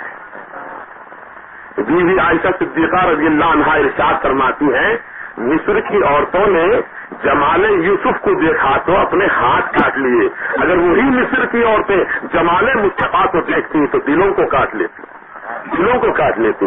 اللہ اکبر، میرے آقا حضور سید عالم صلی اللہ علیہ وسلم کا عشق کا ایک جلوہ تھا، ایک جھلک تھی یوسف علیہ السلام کے حسن کی۔ تو غور کرو مسلمانوں، یوسف کے حسن میں جب یہ تعبیر ہے کہ ہاتھ کٹے اور تکلیف نہ ہو، اور سرکار مدینہ کا جب جمال امت مومن کی نگاہوں کے سامنے ہو، شہید کی نگاہوں کے سامنے، یوسف کو پیدا کرنے والے، محمد رسول اللہ کے پیدا کرنے والے اللہ تعالیٰ کا جب جلوہ ہو، اس کا جمال ہو، تو اس کی کیفیت کیا ہوگی، اس کی لذت کیا ہوگی؟ کیا اس کو تکلیف ہوگی؟ جسم کٹے گا تکلیف نہیں ہوگی، خون بہے گا تکلیف نہیں ہوگی، اس کے سامنے یوسف کے پیدا کرنے والے کا جمال تھا۔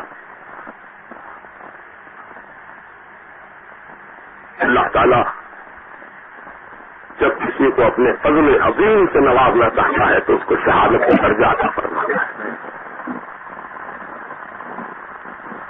حضرت خالد ابن ولید رضی اللہ تعالیٰ عنہ صحابی رسول ہے اور یہ ایسے جانباز سپاہی تھے، اسلامی مجاہد۔ اللہ اکبر، اللہ کے رسول ان کے جذبہ جہاد کو دیکھ کر ارشاد فرمائے کہ خالد تم اللہ کی تلوار ہو، سیف اللہ ہو تم۔ یہ لقب اللہ کے رسول نے ان سے دیا تھا۔ شہادت کی تمنا اتنی تھی آپ کے دل میں، اتنی تمنا تھی، جب بھی کوئی جنگ میں شریک ہوتے تو خالد ابن ولید یہی تمنا لے کر جاتے کہ بس یہ جنگ میں شہید ہو جاؤں، بس یہ جنگ میں شہید ہو جاؤں، لڑتا ہوا اللہ کی راہ میں جان دے دوں۔ لیکن وہ شہید نہیں ہوئے، شہید نہیں ہوئے، کئی جنگوں میں شریک ہوئے، کئی معرکوں میں شریک ہوئے۔ کہتے ہیں کہ تقریباً 100 جنگیں انہوں نے لڑی، 100 جنگ میں لڑی، لیکن 100 جنگ کے اندر بھی ان کو شہادت کا درجہ نہیں ملا۔ کیوں نہیں ملا؟ کیا وجہ تھی نہیں ملنے کی؟ محترم دوستوں، اس کی بھی ایک وجہ ہے۔ میرے سرکار نے ارشاد فرمایا تھا کہ خالد تو اللہ کی تلوار ہے، اگر خالد میدان جنگ میں شہید ہو جاتے تو گویا اللہ کی تلوار دو ٹکڑے ہو جاتی، اللہ کی تلوار ٹوٹ جاتی۔ تو مصطفیٰ پیارے نے اپنی زبان پاک سے فرمایا تھا کہ خالد اللہ کی تلوار ہے، تو اللہ کی تلوار اگر ٹوٹ جاتی تو اسلام کی شکست ہو جاتی، اسلام کی ہار ہو جاتی۔ اس لیے اللہ تعالیٰ نے ان کو شہادت کا درجہ نہیں دیا بلکہ طبعی موت واپس۔ شہادت جو سید الشہداء کے حصے میں آئی یہ انہی کا حصہ تھا، یہ انہی کے لیے درجہ عطا فرمایا گیا۔ محترم دوستوں، اللہ تعالیٰ قرآن پاک میں ارشاد فرماتا ہے وَلَنَبْلُوَنَّكُمْ بِشَيْءٍ مِّنَ الْخَوْفِ وَالْجُوعِ ونقص من الأموال والأنفس والثمرات وبشر الصابرين۔ اللہ سبحانہ وتعالی اس آیت کریمہ میں اعلان فرما رہا ہے ہم تم کو ضرور آزمائیں گے، اے بندو ہم تمہارا امتحان ضرور لیں گے۔ کیسے امتحان لیں گے؟ اللہ نے امتحان لینے کی کیفیت بھی بیان فرما دی کہ کبھی ہم کچھ خوف دلا کر آزمائیں گے، دشمن کا خوف دلائیں گے ہم تم کو، اور یہ دیکھیں گے کون اسلام پر ثابت قدم رہتا ہے، کون دشمن کی آنکھوں میں آنکھیں ڈال کر اللہ کے میں بھروسہ رکھتا ہے۔ ہم دیکھیں گے آزما کر ہم تم کو، اور کبھی بھوکا رکھ کر تمہیں آزمائیں گے، کبھی پیاسا رکھ کر آزمائیں گے، کبھی تمہارے مالوں میں نقصان پہنچا کے آزمائیں گے، کبھی تمہاری اولاد میں نقصان پہنچا کے آزمائیں گے، کبھی تمہاری جانوں میں نقصان پہنچا کے آزمائیں گے۔ تو جو مرد مجاہد، جو بندہ مومن اللہ تعالیٰ کے ان امتحانوں میں ثابت قدم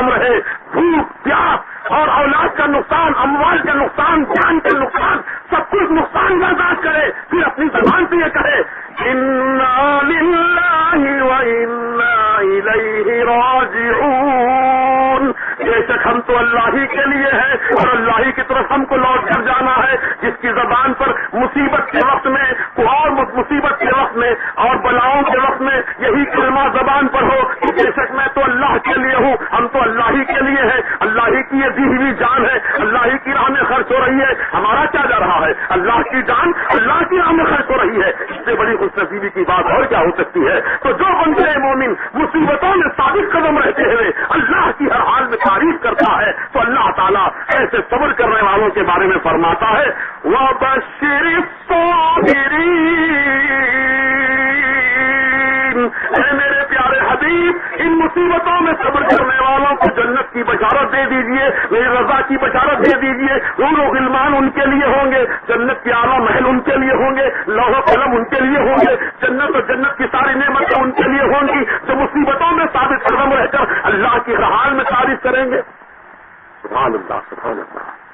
اسی لیے حدیث پاک میں آیا ہے کہ جب کسی کے بچے کا انتقال ہوتا ہے اور فرشتے اس کی بچے کی روح لے کر جب رب کی بارگاہ میں جاتے ہیں تو اللہ تعالیٰ فرشتوں سے دریافت فرماتا ہے. حالانکہ اللہ کو سب چیز کا علم ہے, لیکن فرشتوں پر اپنے بندے کی عظمت کو ظاہر کرنے کے لیے اللہ سوال فرماتا ہے, اے فرشتوں تم نے میرے بندے کے دل کا پھل کھول لیا, یعنی اس کی اولاد تم نے چھین لی, روح قبض کر لی تم نے, میرے بندے نے اس وقت کیا کہا؟ اللہ پوچھتا ہے فرشتوں سے, بول اے فرشتہ میرے بندے نے اس وقت کیا کہا؟ جب اس کا بچہ چڑیاں رگڑ رگڑ کر پھل توڑ رہا تھا, میرے بندے نے اس وقت کیا کہا؟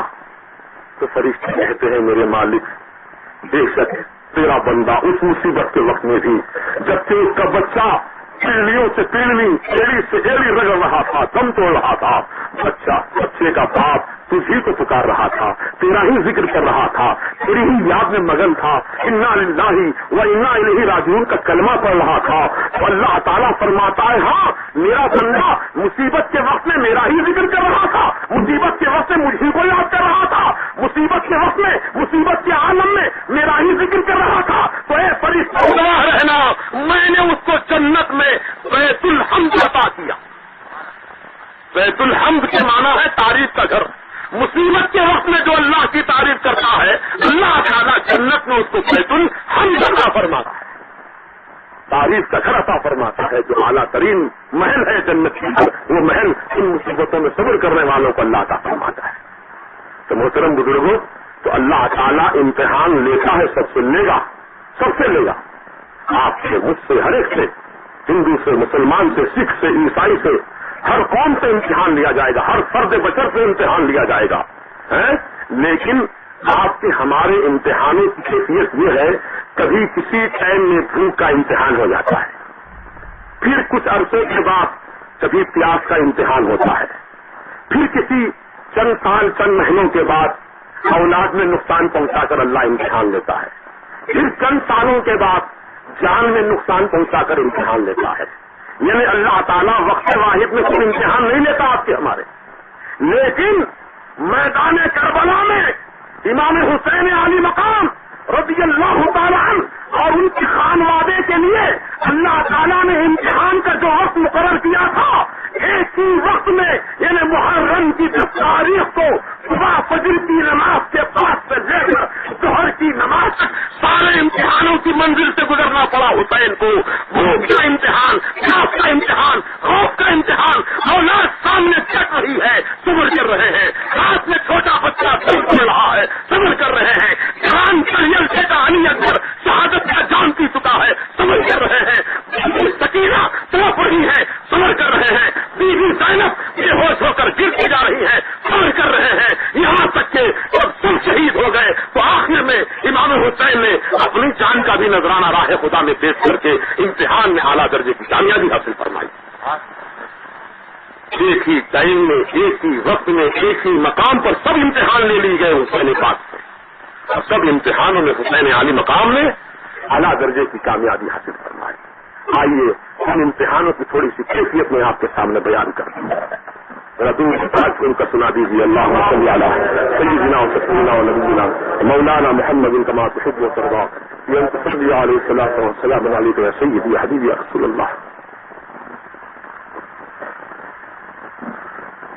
حضرت وہب بن عبداللہ رضی اللہ تعالیٰ عنہ ایک جانثار ہے، یہ عاشق اہل بیت ہے جو کربلا کے قریب میں ایک دیہات میں رہتے تھے. یہ ضعیف ماں کے اکلوتے بیٹے تھے اور شادی ہو کر کے کل 17 دن گزرے تھے. 17 دن کا دلہا تھا.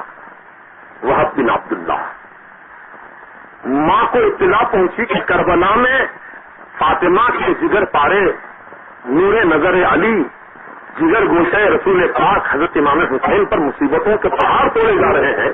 نہر فرات کا پانی بند کر دیا گیا ہے. ان کی جان کے پیاسے یزیدی 22,000 کا لشکر جرار لے کر ہاتھوں میں تلواریں لیے کھڑے ہیں. جب اس ضعیف ماں کو گاؤں میں اطلاع ملی تو اپنے بیٹے کو اس ماں نے بلایا.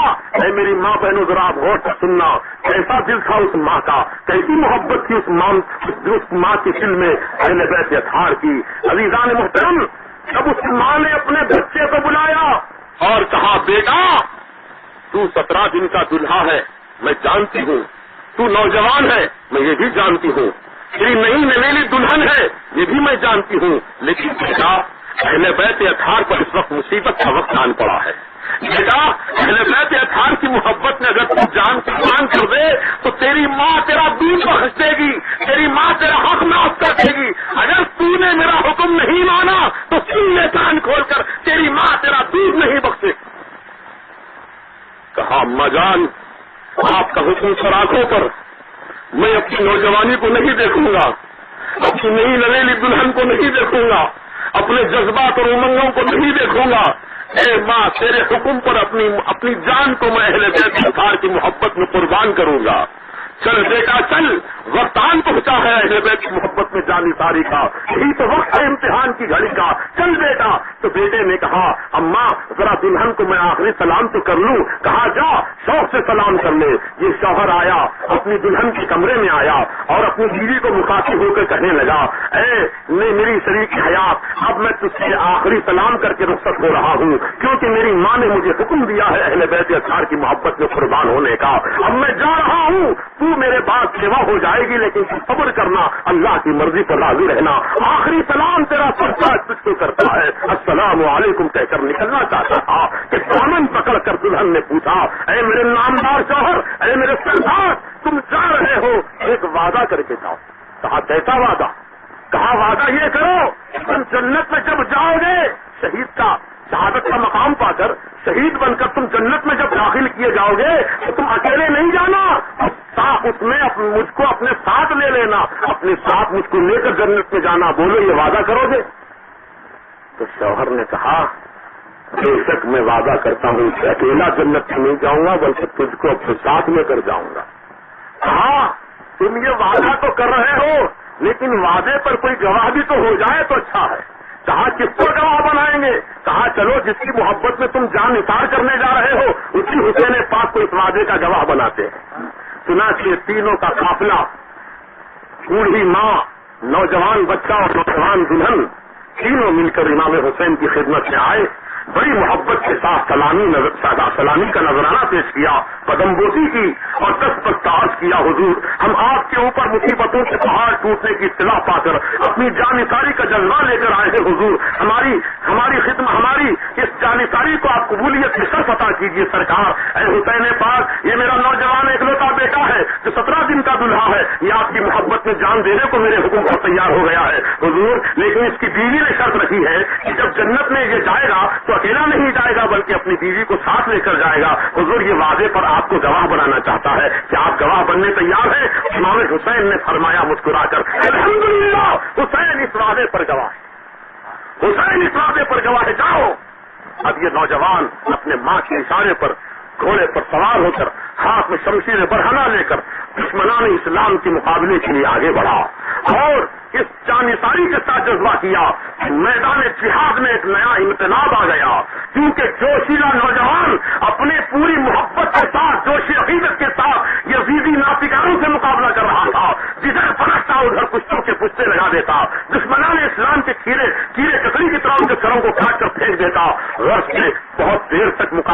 करता रहा, अकेला कब तक मुकाबला करता।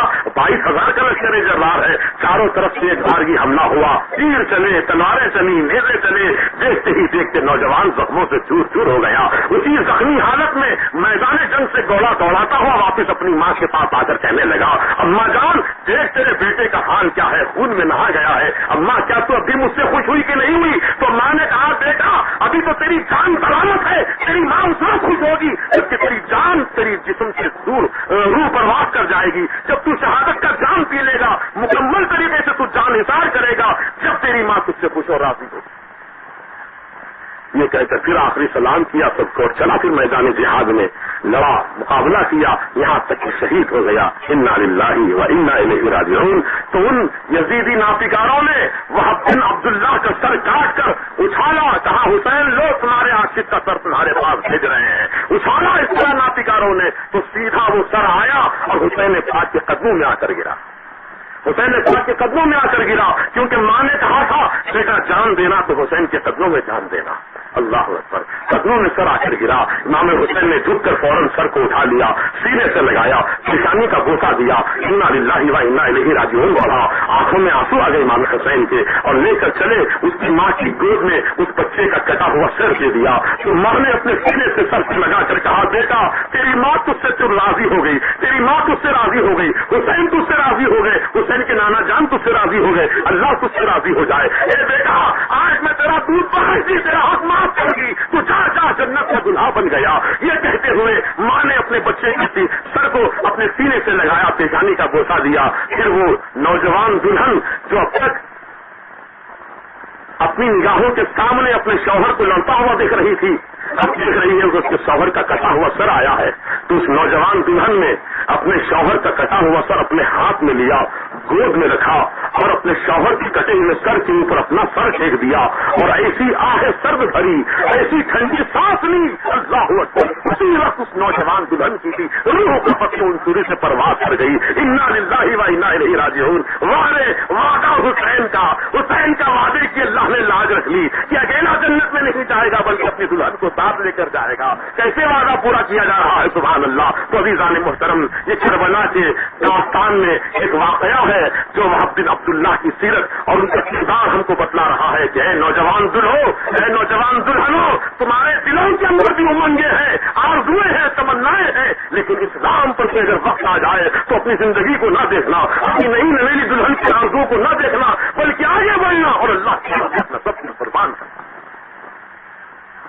और सब आवान व अंसार शहीद हो गए, हजरत अली अकबर भी शहीद हो गए, इमाम कासिम भी शहीद हो गए। हजरत अली अकबर जो 6 महीने के शहजादे हैं, इमाम हुसैन अली मकाम के, अल्लाहु अकबर। बीबी ज़ैनब उस छोटे बच्चे की प्यास, उसकी तड़प को देख न सकी, फिदा नानी गांधी को अपने करीब बुलाया और कहा, ऐ फिदा ले जा, ये मेरे भाई हुसैन को ये दे दे बच्चा ले जाकर, और कहे कि बच्चा प्यास से बहुत बेताब बेचैन है, बड़े हैं सब्र कर रहे हैं, लेकिन बच्चा कैसे सब्र करे, जाओ इसको दो और कहो कि करबला कूफे वालों से पानी मांग कर इस बच्चे को पिला दे। इमाम हुसैन की गोदी में लाकर फिदा ने बच्चे को हवाले किया। जब बच्चा चला था खैमे से मैदान जिहाद की तरफ, तो हाथ पांव हिल रहे थे, बच्चे के रोने की आवाज आ रही थी।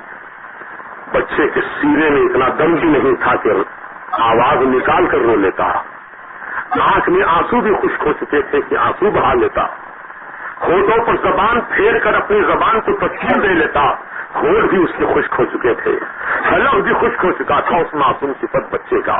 6 महीने का शहजादा अली असगर जब मदीने से चला था तो उसका चेहरा गुलाब के फूल की तरह खिला हुआ था। कितने बिखरे हुए हैं मदीने के फूल, कितने बिखरे हुए हैं मदीने के फूल। करबला तेरी किस्मत पे लाखों सलाम, करबला तेरी किस्मत पे लाखों सलाम। अली असगर को गोदी में लेकर जब इमाम हुसैन चले करबला के मैदान में और फरमाया, ए कूफियों, ए शामियों, ए इराकियों, ये मेरा सबसे छोटा शहजादा अली असगर है। देखो 3 दिन का ये भी भूखा प्यासा है। जब ये चला था मदीने से तो गुलाब के फूल की तरह खिला हुआ चेहरा था, लेकिन धूप की तमाजत में, भूख और प्यास ने इसके चेहरे को بنا دیا ہے. میں تم سے اس بچے کے لیے پانی کا سوال کرتا ہوں. خدارا اس بچے کے حلق میں چند قطرے نہر فرات کے ڈال دو. میں وعدہ کرتا ہوں قیامت کے میدان میں جب لوگ پیاس پیاس کر کے چلائیں گے, دھوپ کی شدت سے لوگ پریشان حال ہوں گے, ایسے نازک وقت میں وعدہ کرتا ہوں میرے نانا جان کے ہاتھوں سے اس کو کوثر کا جام پلاؤں گا. کون ہے تم میں ایسا نیک آدمی جو میرے بچے کے حلق میں چند قطرے پانی کے ڈال دے. امام حسین نے پانی مانگا تھا لیکن حرملا کاہل نامی ایک یزیدی ناپکار نے زہر میں بجھا ہوا تیر کمان پر چڑھایا, نشانہ لیا اور حضرت علی اصغر کے حلقوم کا نشانہ ساتھ کر تیر فضا میں چھوڑ دیا. آنن فانن سنسناتے ہوئے فضاؤں کو چیرتے ہوئے وہ تیر آیا اور اس معصوم صفت 6 مہینے کے بچے علی اصغر کے حلقوم کو چھیدتا ہوا علی اصغر امام حسین کے بازو میں پیوست ہو گیا. بچے نے آخری ہچکی لی, ہمیشہ کے لیے اپنی آنکھوں کو بند کر لیا. نزا کی آخری ہچکی کو ذرا غور سے سن لے, نزا کی آخری ہچکی کو ذرا غور سے سن لے.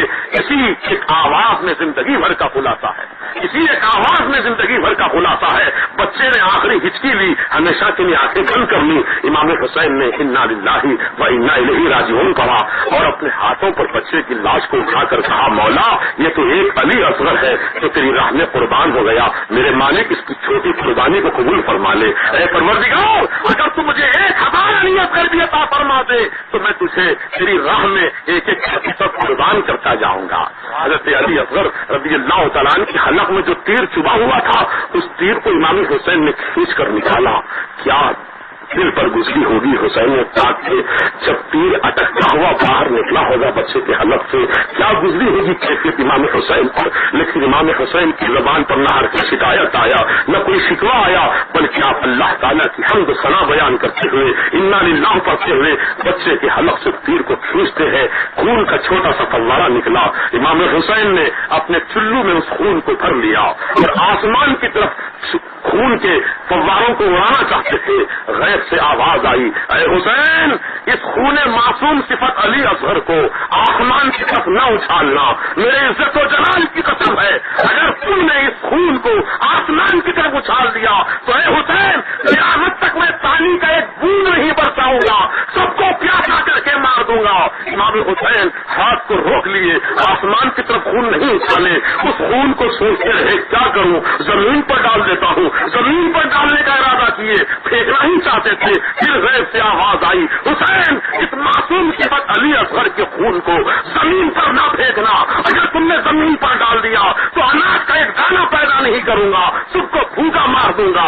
امام حسین نے ہمارے حالوں پر رحم کھایا, ہماری زندگیوں پر رحم کھایا, نہ آسمان پر خون اچھالا نہ زمین پر خون بکھیرا, بلکہ امام حسین نے خون لے کر اپنے چہرے پر مل لیا اور فرمایا کوفے والوں قیامت کے دن میرے مولا کی بارگاہ میں کسی حال سے میں پیش ہوں.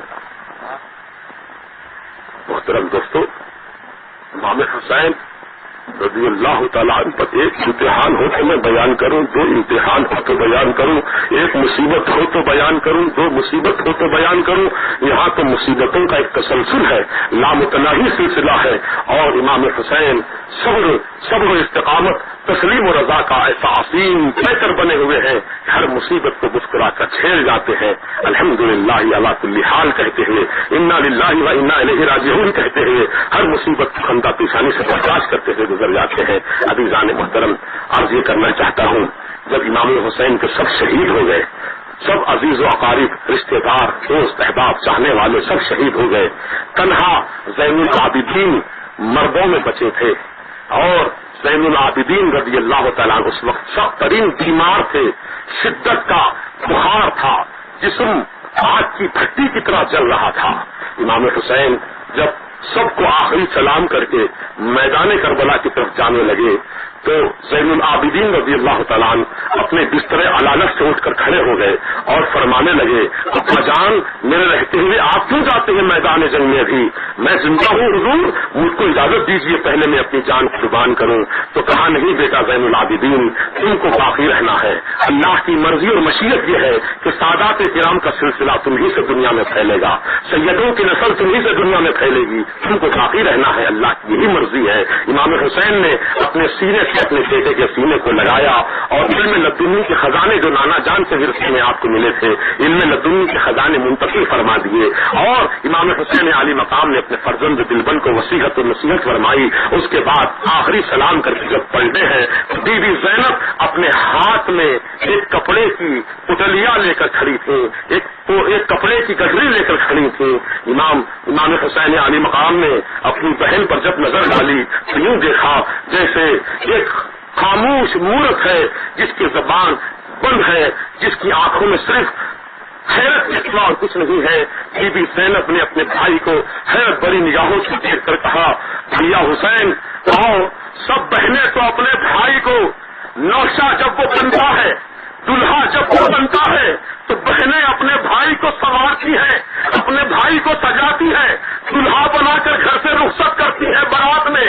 اے بھیا حسین آؤ, آج تمہاری بہن زینب شہادت کا دلہا بنا کر تمہیں رخصت کرتی ہوں. بھائی آؤ, یہ دیکھو نانا جان کے امامہ ہے, میں اپنے ہاتھوں سے تمہارے سر پر باندھوں گی. یہ بھائی حسن کا پٹا ہے, تمہاری میں کمر پر باندھوں گی. یہ میرے بابا جان علی مرتضیٰ کی تلوار ہے, یہ تمہارے ہاتھوں میں تھماؤں گی. حضرت زینب نے اپنے ہاتھوں سے اپنے بھائی حسین کو سنوارا اور پورا لباس زرا بستر سے جب مزین کر دیا تو امام حسین علی مقام رضی اللہ تعالیٰ عنہ سب کو نصیحت فرماتے ہیں کہ اے بہن زینب, اے بی بی سکینہ, اے شہر بانو, اے مقدس خواتین اسلام, ہمارے دنیا سے گزر جانے کے بعد ماتم نہ کرنا, سینہ زمین نہ کرنا, بال نہ نوچنا, اپنے سینہ کو بھی نہ کرنا, ہائے وائے نہ کرنا, واویلا نہ مچانا, بلکہ ہمارے انتقال کر جانے پر مصیبتوں پر صبر کرنا اور اللہ کی مرضی پر راضی رہنا. یہ نصیحت فرما کر امام حسین جب خیمے سے باہر نکلے اور گھوڑے پر سوار ہو گئے. ذوالجناح اس گھوڑے کا نام تھا, امام حسین لگام پکڑ کر کھینچتے ہیں, گھوڑے کو آگے بڑھنے کا اشارہ کرتے ہیں, لیکن گھوڑا آگے نہیں بڑھ رہا ہے بلکہ گھوڑا خاموش اپنے مقام پر کھڑا ہوا ہے. امام حسین کچھ توقف کرنے کے بعد ارشاد فرماتے ہیں, اے ذوالجناح چل, اب وہ وقت قریب آ چکا ہے جس کا شدت سے انتظار تھا, کیوں آگے نہیں بڑھتا؟ ارے صبح سے تو بہت اچھا چل رہا تھا, اب تجھے کیا ہو گیا؟ گھوڑا رونے لگا, اپنے مالک کی محبت میں رونے لگا اور اپنے سر سے اشارہ کیا, سر سے پیچھے کی طرف اشارہ کیا. امام حسین نے پیچھے جو مڑ کر دیکھا تو کیا دیکھا؟ گھوڑے کی ایک ٹانگ سے, گھوڑے کی ایک ٹانگ سے بی بی سکینہ لپٹی ہوئی ہے اور کہہ رہی ہے, ابا جان, اے میرے بابا جان حسین, اے علی مقام, اے امام حسین, خیمے سے جو بھی گیا واپس نہیں آیا, اب آپ جا رہے ہیں تو واپس نہیں آئیں گے. ابا جان یہ بتاتے جائیے, روزانہ بھیا علی اصغر اپنے ماں کے سینے پر سر رکھ کر سوتا تھا, میں آپ کے سینے پر سر رکھ کر سوتی تھی.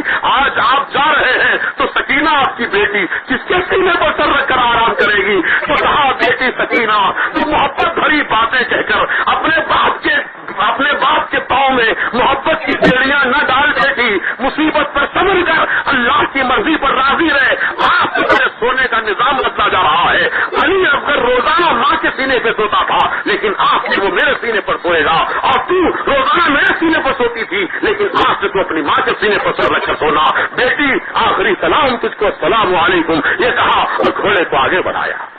امام حسین جب میدان کربلا میں پہنچے تو اتمام حجت کے لیے آپ نے فرمایا, کوفے والوں, خوب مہمان نوازی کی تم نے ہم کو یہاں بلا کر, خوب مہمان نوازی کا حق ادا کیا تم نے بلا کر. اور یہی تو تمہارے خطوط ہیں, 200 کے قریب خطوط تم نے لکھے, 180 یا 120 کے قریب تم نے خطوط لکھے, اور ان سب خطوں کے اندر تم نے یہی لکھا, اے امام آپ تشریف لائیے, ہم آپ کی راہ میں اپنی آنکھوں کو بچھائے ریاض کا استعمال کرتے ہیں. اے کوفے والوں, یہی تو تمہارے الفاظ ہیں. آج کیا ہو گیا تمہارے دلوں کو؟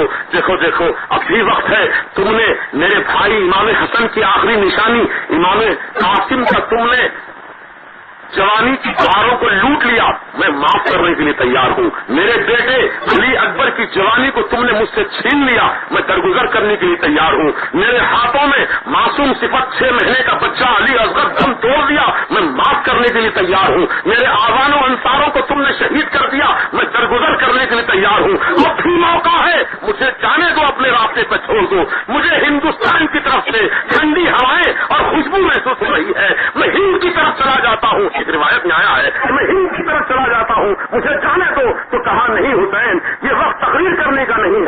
فیصلہ کرنے کا وقت ہے، یا تو یزید کو اپنا خلیفہ مان لو یا پھر لڑنے کے لیے تیار ہو جاؤ. تو کہا کہ میں تو اتمام حجت کے لیے تم سے یہ بات کہی تھی، میں موت سے گھبرا کر نہیں کہہ رہا ہوں، بلکہ میں تو سزا سے موت کا مقابلہ کر رہا ہوں، موت کا میں مقابلہ کر رہا ہوں، موت کا استقبال کر رہا ہوں، موت کی آنکھوں میں آنکھیں ڈال کر مسکرا رہا ہوں. اے کوفے والوں، میں موت سے گھبرا نہیں رہا ہوں، بلکہ تمہاری زندگیوں کو عذاب جہنم سے بچانے کے لیے بات کہہ رہا ہوں. اگر تم نے میرے خون سے اپنی تلواروں کو رنگین بنا دیا تو پھر قیامت کے دن جنت تم پر حرام کر دی جائے گی اور جہنم تمہارے لیے واجب کر دی جائے گی، اور میرے نانا جان کی شفاعت سے تم محروم کر دیے جاؤ گے. تم کو ان تمام چیزوں سے محفوظ رکھنے کے لیے میں تم کو کہتا ہوں کہ میرے خون سے اپنی تلواروں کو رنگین نہ کرو. اگر تم نے میرا خون بہا دیا پھر تم پر جنت حرام ہو جائے گی اور جہنم تم پر لازم ہو جائے گی. یزیدی نافرمانوں کے دلوں میں، دماغوں میں، ان کی نگاہوں میں دنیا کی دولت کی چمک دمک ناچ رہی تھی.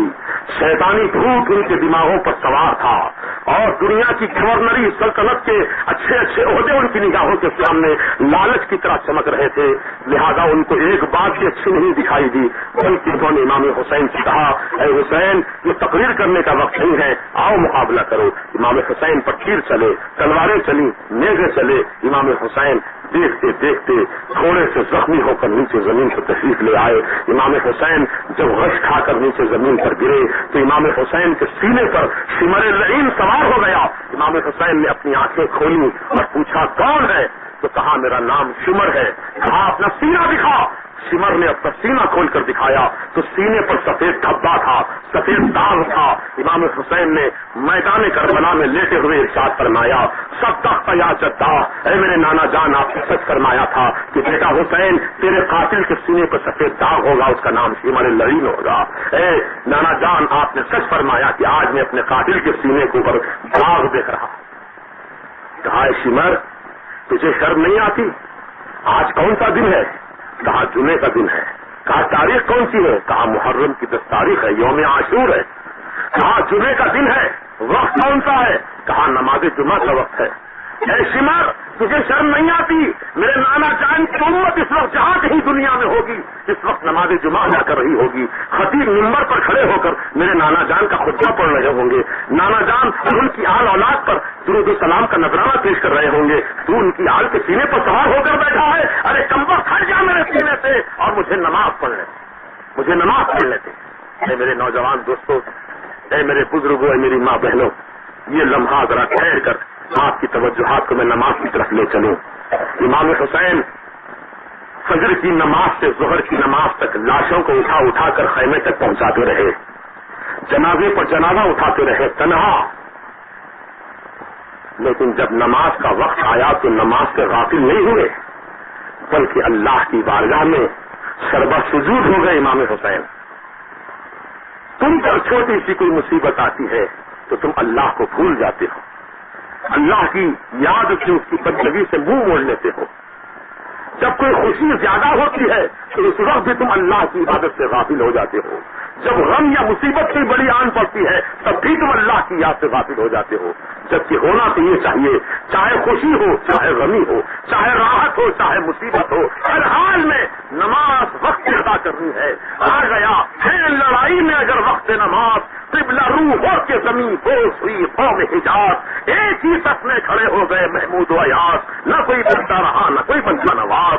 یہ مومن کی شان ہوتی ہے کہ چاہے وہ میدان جہاد ہو یا تنہائی کا مقام ہو، مسجد ہو کے میدان ہو، سنسار ہو کے ریزدار ہو، کوئی مقام ہو، نماز کا وقت آیا بندہ مومن قبلہ رخ ہو کر اللہ اکبر، اللہ کی بارگاہ میں اپنا ہاتھ، اب اللہ کی بارگاہ میں وہ رکعت باندھ کر کھڑے ہو جاتا ہے اور پروردگار عالم کی بارگاہ میں سربسوئی ہو جاتا ہے. اے ایمان والو، تم روزانہ مسجد کی میناروں سے 5 وقت اذان کی آواز سنتے ہو. مؤذن کیا کہتا ہے؟ اللہ اکبر، اللہ اکبر. اللہ بہت بڑا ہے، اللہ بہت بڑا ہے. اے انسان، اے پیسے والے، اے طاقت والے، اے دولت والے، اے اولاد والے، اے جائیداد والے، خبردار خبردار، کبھی تو اپنے آپ کو بڑا نہ سمجھنا، کبھی اپنے آپ کو بڑا نہ کہنا. اللہ اکبر، اللہ بہت بڑا ہے، اللہ بہت بڑا ہے. پھر مؤذن کہتا ہے اشہد ان لا الہ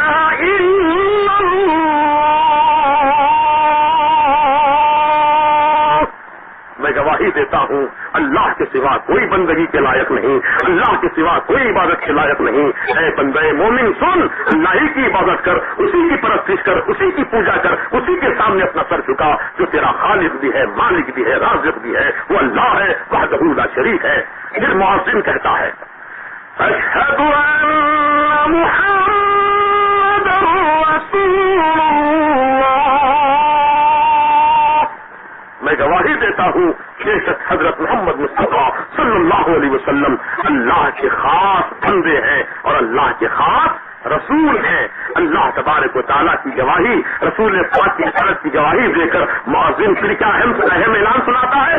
سنو مسلمانوں، مؤذن پھر پکارتا ہے حی علی الصلاۃ،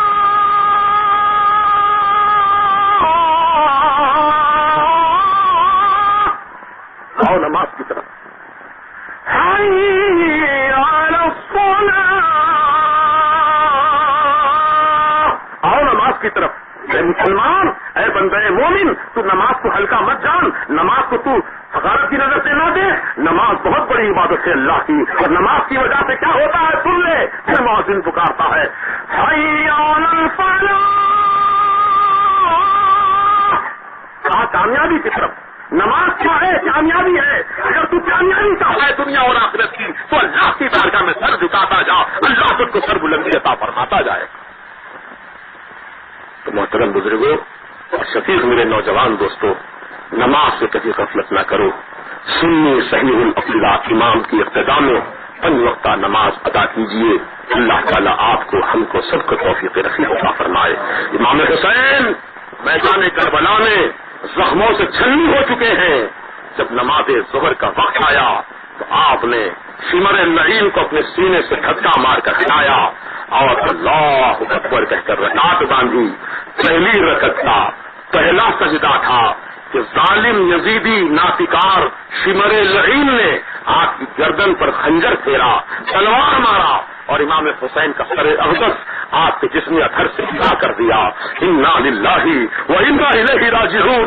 نواز رسول کا سر سجدے کی حالت میں ذبح کیا گیا ہے۔ اے ایمان والو، جانور کو بھی جب ذبح کرتے ہیں عید قربان میں تو ذبح کرنے سے پہلے 3 مرتبہ حلق میں پانی ڈالتے ہیں، پانی پینے کے بعد پھر اس کے چہرے کو قبلے کی طرف کرتے ہیں، پوری طرح اطمینان سے اس کو تھامنے کے بعد اس کے گلے پر چھری چلاتے ہیں۔ ارے جانور کو ذبح کرے تو پانی پلا کر